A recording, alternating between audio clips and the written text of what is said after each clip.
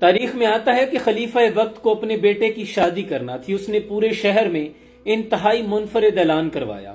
اس نے کہا کہ اگر کسی گھر میں قرآن کی حافظہ اور کنواری بیٹی موجود ہے تو وہ آج رات اپنے گھر کی کھڑکی پر ایک شمع روشن کرے گی۔ اور اس رات پورے شہر کا منظر یہ تھا کہ ہر گھر کی کھڑکی میں ایک شمع روشن تھی۔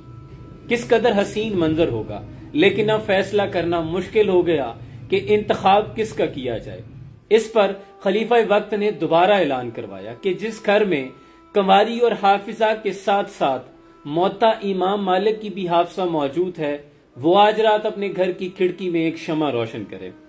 اس رات بھی دیکھا گیا کہ پورے شہر میں تقریباً آدھے گھروں کی کھڑکیوں میں شمع روشن تھی۔ قربان جائیں، یہ منظر کتنا دیدنی ہوگا۔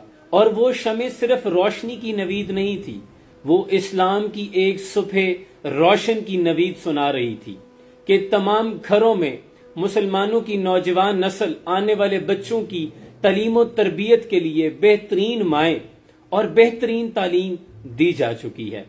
ان موم بتیوں کے شعلوں میں لرزتے ہوئے شعلے اسلامی معاشرے کی نوید سنا رہے تھے کہ آنے والا اسلام کا دور کتنا خوبصورت اور حسین ہوگا، ایک بہترین معاشرہ تشکیل پائے گا، کیونکہ بہترین مائیں، بہترین تعلیم انہیں دی جا چکی ہے۔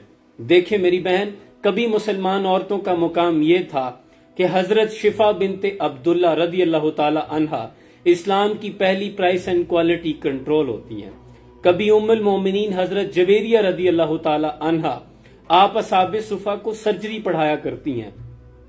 کبھی حضرت حفصہ رضی اللہ تعالی عنہا اسلام کی پہلی قرآن کی پہلی جو تدریس اور اس میں اس کی حفاظت کا ذمہ تھا، اس کی جو خط و خطابت تھی، تدریس کا معاملہ تھا، حضرت عثمان رضی اللہ تعالی عنہ نے حضرت حفصہ کے سپرد کیا تھا۔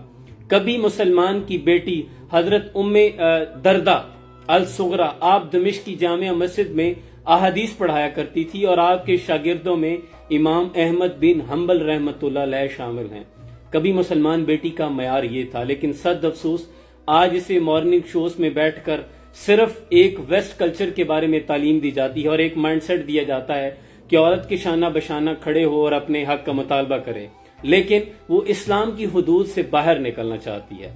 لیکن اسی اسلام نے اس عورت کو اتنی عزت بخشی کہ اس سے پہلے تو اسے زندہ درگو کر دیا جاتا تھا۔ اپنا معیار زمانے سے مختلف بناؤ۔ تمہارا تعلق تو اس دین سے ہے جس کی بیٹی گڑیا بھی خریدے تو دوپٹہ ساتھ لیتی ہے۔